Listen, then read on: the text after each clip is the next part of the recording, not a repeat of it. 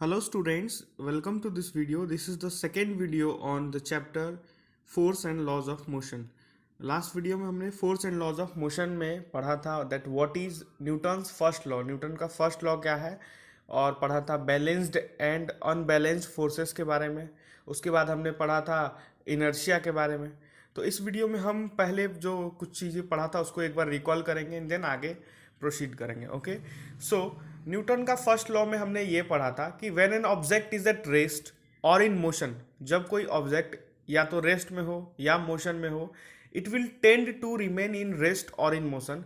वो रेस्ट में ही रहना चाहता है, या अगर मोशन कर रहा है ऑब्जेक्ट तो मोशन ही करना चाहता है जब तक उस पर कोई एक्सटर्नल फोर्स ना लगे। ठीक है, जब तक कोई भी ऑब्जेक्ट या तो वो रेस्ट में है तो रेस्ट में ही रहना चाहता है, अगर मोशन में है तो मोशन में ही रहना चाहता है, जब तक उस पर कोई एक्सटर्नल फोर्स ना लगे। ये न्यूटन का फर्स्ट लॉ था।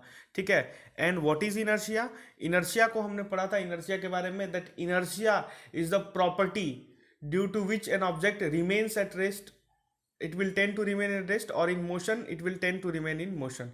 इनर्शिया ऐसा प्रॉपर्टी है जिसमें ऑब्जेक्ट अगर रेस्ट में है तो रेस्ट में ही रहना चाहता है, मोशन में है तो मोशन में ही रहना चाहता है। तो आप इस स्टेटमेंट से देखो कि न्यूटन का फर्स्ट लॉ और इनर्शिया का जो प्रॉपर डेफिनेशन है वो दोनों क्या है बताओ, सेम है। मतलब इनर्शिया को ही हम न्यूटन का फर्स्ट लॉ बोल रहे हैं, इसीलिए Newton's first law of motion को also called law of inertia.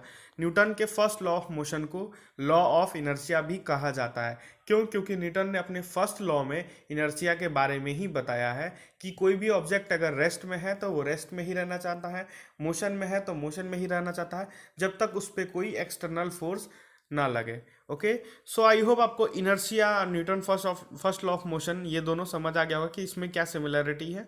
Okay, और इनर्शिया के बारे में एक और चीज़ हमने पढ़ा था that higher the mass higher the inertia. जितना ज़्यादा मास होगा, ग्रेटर द मास, जितना ज़्यादा मास होगा उतना ज़्यादा इनर्शिया होगा किसी भी ऑब्जेक्ट का।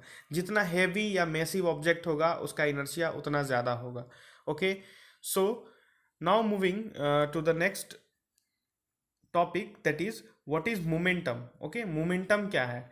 तो मोमेंटम देखो, ये मोमेंटम को डिनोट करते हैं पी से। ओके, मैं यहाँ लिख देता हूँ, पी से डिनोट करते हैं किसको? मोमेंटम को। और मोमेंटम का फॉर्मूला है देखो, मास इंटू वेलोसिटी। ये मोमेंटम के बारे में मैं आपको बताऊंगा, आप पहले फॉर्मूला को देखो। पी इक्वल टू हमने लिखा है mass into M into V, mass into velocity. जैसे कि आप मान लो आपके पास एक ऑब्जेक्ट है जिसका मास है 20 kg। ओके, एक ऑब्जेक्ट है उसका मास 20 kg, और वो 20 मीटर पर सेकेंड से दौड़ रहा है। ठीक है, एक ऑब्जेक्ट है जिसका मास कितना है 20 kg और वो 20 मीटर पर सेकेंड से दौड़ रहा है। तो अगर आपसे कोई पूछे कि उसका मोमेंटम क्या होगा, तो मोमेंटम P इक्वल टू आप लिखोगे, मास क्या है बताओ 20 इंटू वेलोसिटी क्या है बताओ 20, तो ये आप लिखोगे 400। और अभी यूनिट का मैं डिस्कशन कर रहा हूँ आपको। तो मोमेंटम आपको समझ आ रहा है क्या है? मोमेंटम है ऑब्जेक्ट का मास इंटू उसका वेलोसिटी। सो ये है मोमेंटम बेसिकली। और मोमेंटम का यूनिट देखो, ऐसा यूनिट है मोमेंटम का, देखो क्या है, P equal to M into V लिख सकते हैं हम, मास इंटू वेलोसिटी। मास का यूनिट क्या बताओ? kg, और वेलोसिटी का इंटू मीटर बाई सेकेंड, या मीटर पर सेकेंड आप बोल सकते हैं। तो मोमेंटम का यूनिट क्या हो गया? kg मीटर पर सेकेंड। यही मैंने यहाँ पर लिखा हुआ है सेकेंड वाले में, देखो आप। ठीक है, तो ये आपको मोमेंटम के बारे में समझ आ गया that what is momentum, that momentum is mass into velocity. Okay, तो आई होप आपको ये मोमेंटम समझ आ गया होगा। सो मोमेंटम अब जब हम लोग समझ गए हैं तो हम लोग अब न्यूटन का सेकेंड लॉ समझ सकते हैं यहाँ से। ठीक है, क्योंकि न्यूटन का second law is basically about momentum. Okay, so Newton का सेकेंड लॉ क्या है? तो सबसे पहले यहाँ पर जो भी स्लाइड में मैंने लिखा है ये मैं पढ़ूंगा। ओके, उसके बाद मैं आपको इसका मीनिंग समझाऊंगा, देन इसके मैथमेटिक्स को और भी ज़्यादा हम लोग समझेंगे। Okay, so suppose an object of mass m is moving along a straight line with an initial velocity u। मान लो आपके पास एक मास m का, जैसे मैं यहाँ देखो बना लेता हूँ, एक मास m का एक ऑब्जेक्ट है। ठीक है, is moving along a straight line, straight line में मूव कर रहा है। देखो मैं स्ट्रेट लाइन रेड से बना देता हूँ। ओके, ये देखो ये स्ट्रेट लाइन में मूव कर रहा है, एक मास m है। ओके, u वेलोसिटी से मूव कर रहा है, यहाँ पे मैंने u लिख दिया। Okay, it is uniformly accelerated to velocity v in time t। और ये मास जो है एम यू वेलोसिटी से जो आगे जा रहा था, ये टी टाइम के बाद, ठीक है, आफ्टर टी टाइम इसका वेलोसिटी हो जाता है वी, ओके, इसका वेलोसिटी चेंज हो जाता है, uniformly accelerated to a velocity v in time t by the application of a constant force। एक फोर्स, कांस्टेंट फोर्स f लगाते हैं। देखो मैं फिर से बताता हूं आपको, ये एक मास है और ये स्ट्रेट लाइन पे जा रहा है, ठीक है, तो ये मास देखो आप, ये वाला, ठीक है, मास u वेलोसिटी से जा रहा है, इस पे एक फोर्स हमने लगा दिया, मान लो f फोर्स लगा दिया, ठीक है, f फोर्स लगाने की वजह से क्या हुआ, t टाइम में इसका वेलोसिटी चेंज हो गया v के इक्वल, v के इक्वल हो गया, u से क्या हो गया बताओ, v के इक्वल हो गया।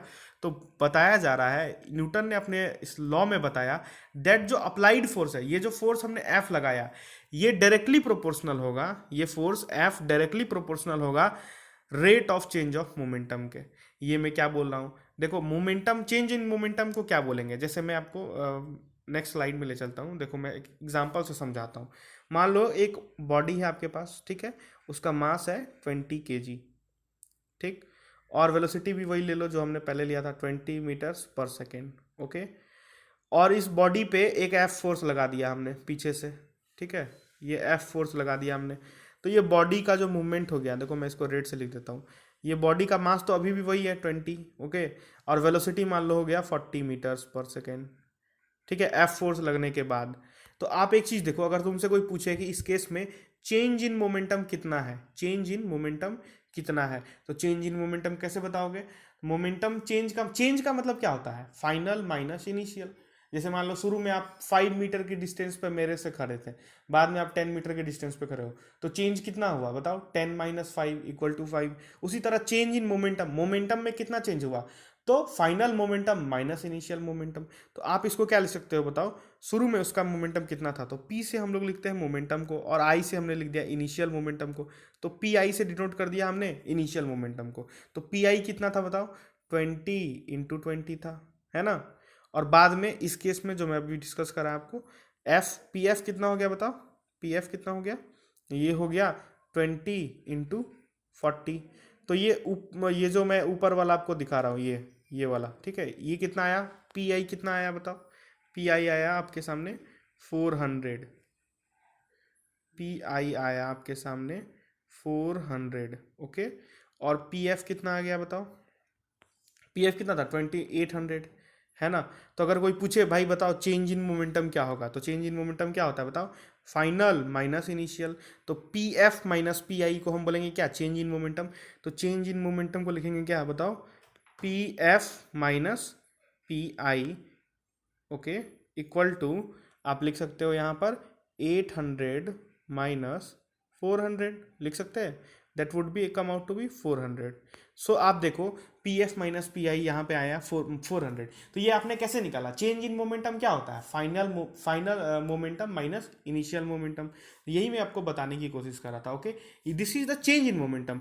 अब अगर आपसे कोई पूछे rate of change of momentum, rate of change of momentum क्या होता है, तो रेट ऑफ चेंज में आ जाता है टाइम, नीचे आ जाएगा टाइम। तो अगर आपसे कोई पूछे rate of change of momentum क्या होता है, तो आप बोलोगे P F minus P I divided by T, इसको बोलते हैं हम लोग क्या, rate of change of momentum, okay. तो ये आपको समझ आ गया। तो अभी हमने न्यूटन का सेकंड लॉ समझा नहीं है, ये तो हम अभी कुछ इंपॉर्टेंट चीज़ें समझ रहे हैं जो न्यूटन के सेकंड लॉ को समझने में हमें मदद करेंगी, ओके। सो अब हम लोग न्यूटन के सेकंड लॉ को समझने की ओर चलते हैं। तो न्यूटन ने बताया कि मान लो एक ऑब्जेक्ट है, एम मास का एक ऑब्जेक्ट है, ठीक है, एम मास का एक ऑब्जेक्ट है, और वो स्ट्रेट लाइन में मूव कर रहा था, ठीक है, स्ट्रेट लाइन में मूव कर रहा था यू वेलोसिटी से, और इस पे हमने एक फोर्स लगा दिया, फोर्स लगाने के बाद टी टाइम में इस ऑब्जेक्ट का वेलोसिटी हो गया v, ओके, टी टाइम में इस ऑब्जेक्ट का वेलोसिटी क्या हो गया v। तो बताया न्यूटन ने अपने सेकेंड लॉ में दैट ये जो फोर्स आप लगाओगे, ठीक है, ये फोर्स जो आप लगाओगे, that force would be directly proportional to rate of change of momentum. अब rate of change of momentum क्या होगा बताओ, P F minus P I by T, यही मैं आपको समझा रहा था, P F minus P I by T, okay. तो ये आपको समझ आ गया होगा, ये क्या है, न्यूटन का सेकेंड लॉ। अब ये न्यूटन का सेकेंड लॉ का मैथमेटिकल एक्सप्लेनेशन है, इसको हम लोग और भी समझेंगे अभी, ओके। तो देखो मैं कैसे समझा रहा हूँ आपको, तो यही मैं पढ़ रहा था आपको, suppose an object of mass m is moving along a straight line with an initial velocity u, it is uniformly accelerated to a velocity v in time t by the application of a constant force f throughout the time t. The initial and final momentum of the object will be, देखो initial momentum क्या होगा, p1 से initial momentum को लिखा हुआ है यहाँ पे m into you, mass into velocity, and final momentum mass into v, क्योंकि वेलोसिटी बाद का क्या हो गया था, v हो गया था. द चेंज इन मोमेंटम, तो इसको लिखा गया है p2 माइनस p1, यहाँ पे pf माइनस pi नहीं लिखा गया है, p2 माइनस p1. तो ये क्या होगा बताओ, mv माइनस mu और equal to m into V minus U. और rate of change of momentum को क्या लिख सकते हैं बताओ, change in momentum by time taken. तो देखो चेंज इन मोमेंटम था हमारा क्या, m into V minus U divided by T आ गया, है ना. ये हमारा आ गया rate of change of momentum. और ये किसके डायरेक्टली प्रोपोर्शनल होगा, फोर्स के. इसका मतलब बोलो, इसका मतलब ये है कि जितना ज़्यादा फोर्स तुम लगाओगे, जितना ज़्यादा फोर्स तुम लगाओगे उतना ज़्यादा मोमेंटम में चेंज आएगा. ओके, यही बात बताने की कोशिश किया गया है न्यूटन के सेकेंड लॉ में. तो ये देखो F is directly proportional to m into V minus U by T. Okay, और अब एक चीज़ देखो, ये प्रोपोर्शनलिटी साइन आप देख रहे हो यहाँ पे, मैं मार्क कर देता हूँ इसको, ये ये वाला देखो यहाँ पर प्रोपोर्शनलिटी साइन आप जो देख रहे हो, प्रोपोर्शनलिटी साइन, ये साइन जब हटेगा तो वहाँ पे एक कांस्टेंट आएगा. ओके, तो यहाँ पे k हमने कांस्टेंट लिख लिया है, देखो k, f equal to k m into V minus U by T. तो f equal to k m a. Okay, ये आ गया. अब k का वैल्यू आया यहाँ से 1. ओके, ये बताया न्यूटन ने हमें, k का वैल्यू बताया 1. तो फोर्स अब किसके इक्वल आ गया बताओ आप, फोर्स हमारा इक्वल आ गया mass into v minus U by T. और अब इस एक्सप्रेशन को ध्यान से देखो, ये एक्सप्रेशन क्या है बताओ, मास इंटू एक्सेलरेशन. यही है न्यूटन का second law, that force is mass times acceleration. This is the Newton's second law. ये न्यूटन ने अपने सेकेंड लॉ में बताया. न्यूटन ने अपने सेकेंड लॉ में क्या बताया, अगर आपसे कोई पूछे that what is Newton second law, तो आप बोलोगे the rate of change of momentum is directly proportional to the applied force. Okay, आपको यही बोलना है, the rate of change of momentum is directly proportional to the applied force. This is the Newton's second law of motion. So I hope आपको ये Newton का second law समझ आया होगा. आगे नेक्स्ट वीडियो में हम ये इसके बारे में और भी डिस्कस करेंगे, इस पर क्वेश्चंस बनाएंगे.